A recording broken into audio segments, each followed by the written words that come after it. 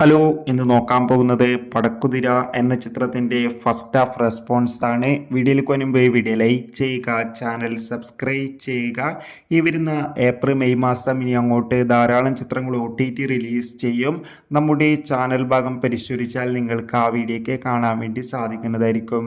അജു വർഗീസ്, രഞ്ജിത്ത് പണിക്കർ, ജോമോൻ ജ്യോതിർ എന്നൊക്കെ പ്രധാന കഥാപാത്രങ്ങളായെത്തി ഇന്ന് ഏപ്രിൽ 24 റിലീസിനെത്തിയ ചിത്രമായിരുന്നു പടക്കുതിര. എല്ലാ സിനിമാ പ്രേമികളും ഒരേപോലെ ചിത്രത്തിൻ്റെ റിലീസിനായി ഏറെ ആകാംക്ഷയോടെയായിരുന്നു കാത്തിരുന്നത്.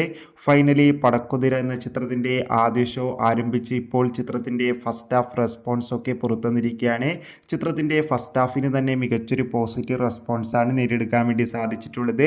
ചിത്രം മികച്ചൊരു ഫാമിലി കോമഡി എൻ്റർടൈൻമെൻ്റ് ആണെന്നും ചിത്രത്തിൽ അജു വർഗീസിൻ്റെ മികച്ച അഭിനയം തന്നെ കാണാൻ വേണ്ടി സാധിക്കുന്നുണ്ടെന്ന് ഫസ്റ്റ് ഹാഫ് തന്നെയാണ് സൂചിപ്പിക്കുന്നത്. എന്തായാലും കാത്തിരിക്കാം കൂടുതൽ റെസ്പോൺസിനായി.